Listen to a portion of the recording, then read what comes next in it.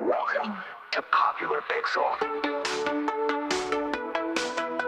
Welcome to Popular Pixel. Now, this has been a long time in coming. I almost said new. It's been out now for probably about a year or so, but the ModRetro Chromatic. This is a handheld console. It's a console that was made to try to make the best modern version of the Game Boy Color as possible. And they did a fantastic job in it. I mean, obviously, the form factor immediately calls back to the Game Boy Color. I mean, even looking at the side profile on the back, you can see that it's directly inspired by the color version of the Game Boy.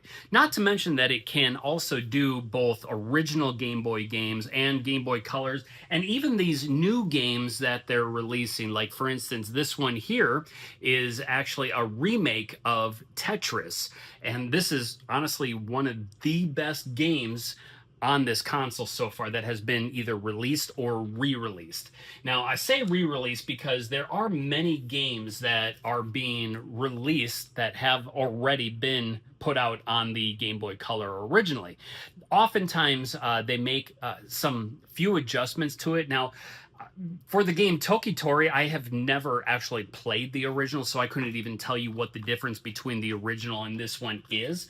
But from what I understand, they do make some changes to the games. They actually have 3 new games, well, technically 4, but they have 3 new games specifically that are going to be coming out at some point in October here, I believe on the 20th, which are old Atari classics. So one of the reasons I wanted to get this video out is because those 3 games actually interest me quite a bit. So they are remakes of old Game Boy games, adding new features, new colors, and that sort of thing to it. So I'm excited for that to come out. But as far as the rest of the games that have come out on the Chromatic, we have all sorts of games now. You may recognize this one here as Baby T-Rex. Again, it's not a game that I ever played on the original Game Boy Color, or this one was a Game Boy, I believe. But I went ahead and I'm picking up the ones that I can just because I think it's really awesome that they are re-releasing these games. It almost feels like it's Game Boy all over again, you know, back from my youth. But the problem is they have a lot of games that are also trash games. I mean, who really would have wanted Sabrina to be re-released for modern day play? Absolutely nobody. It's a horrible game.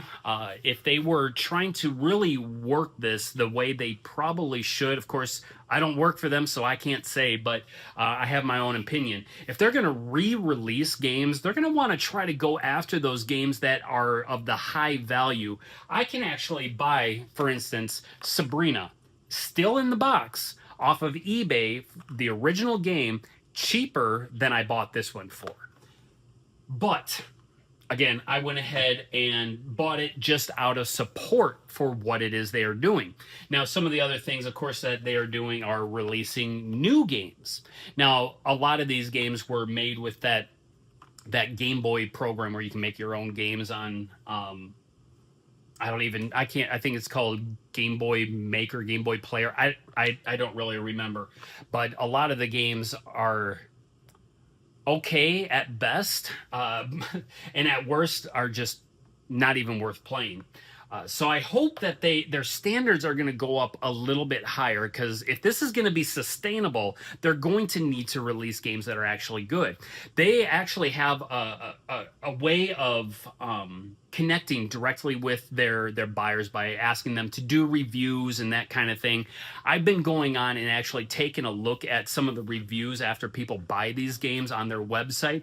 They give them 5 stars and it says, great game, great edition, wonderful family game, you know, just very short. They're not even reviews. It's just like a small little blurb just so that they can get the points so that they can then later spend on more product.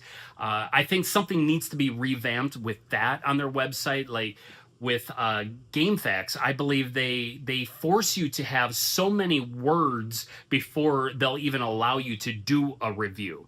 And I think that's kind of what they're probably going to have to do, because right now it's just a bunch of people just saying, yeah, it's great, it's wonderful, but they're not telling the truth.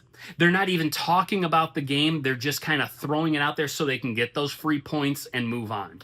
So I've decided I was going to start being honest with my reviews on there, and it's going to be what it's going to be.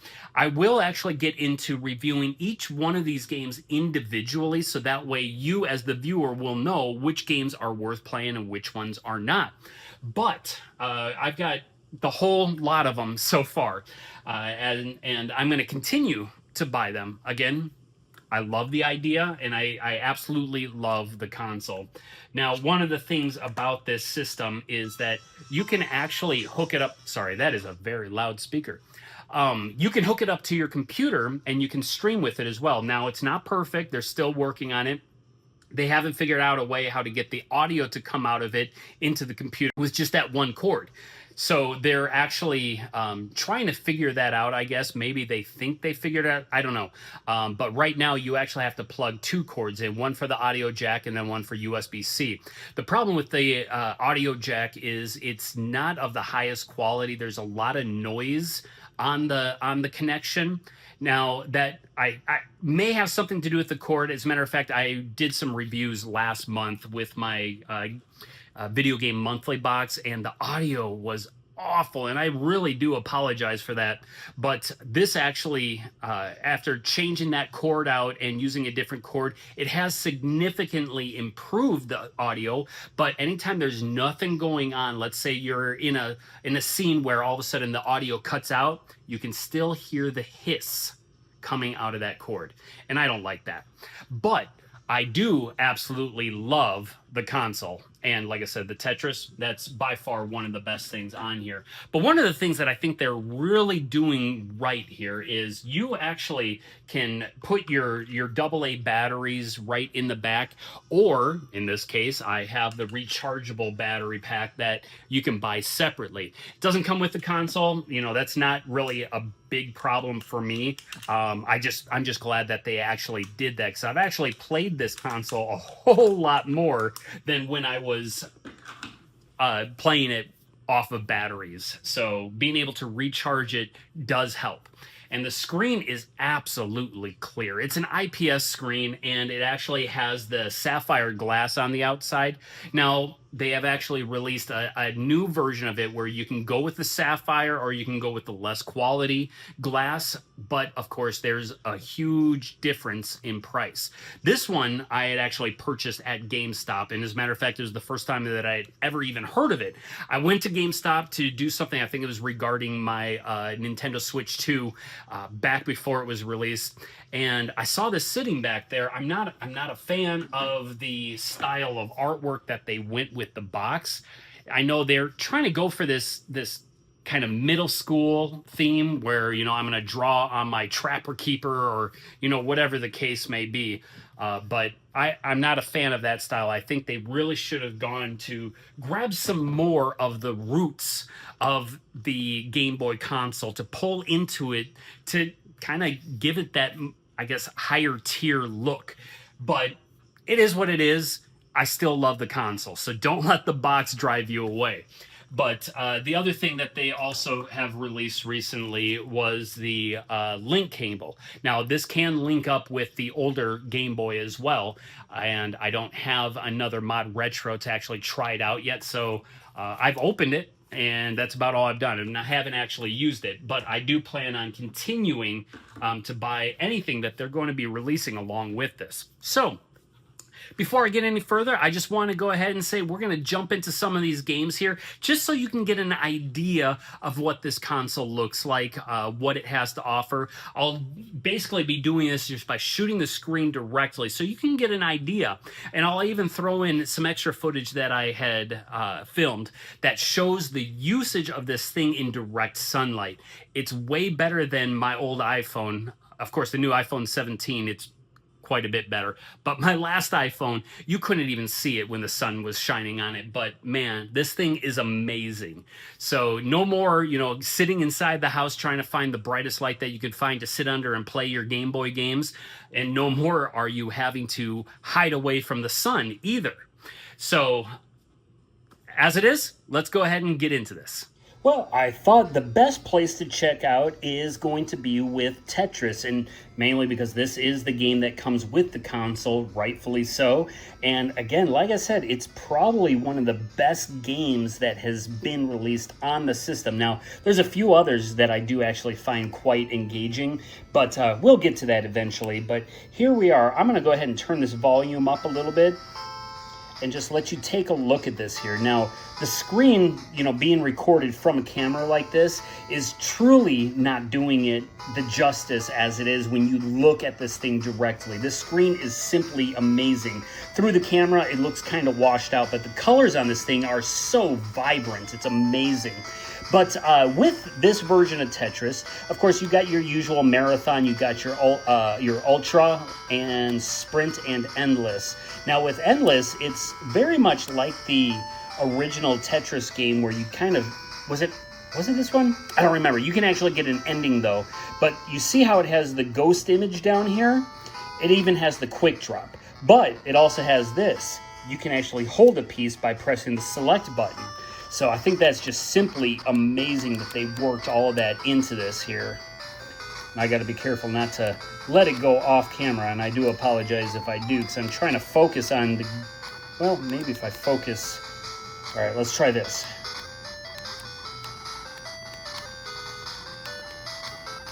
It definitely is harder to play through the viewfinder of my phone here. Oh, yep, definitely harder. But when I am going to be doing the reviews, I'll actually show it to you on recorded from my computer through OBS.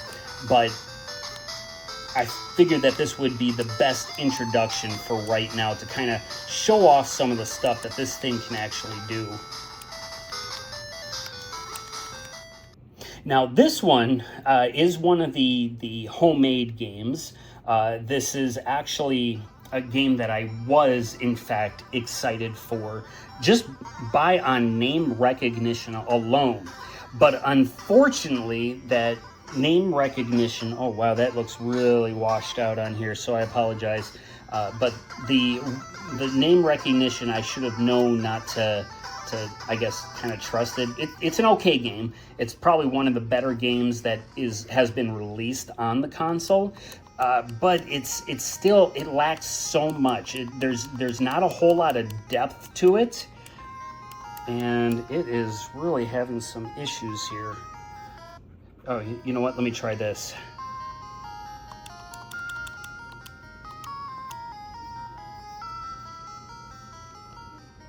No, still washes out even when I turn down the brightness. Well, let me get into the game real quick here. Maybe we can actually see what it looks like. Okay, there we go. That looks a little bit better. I had to make some adjustments here.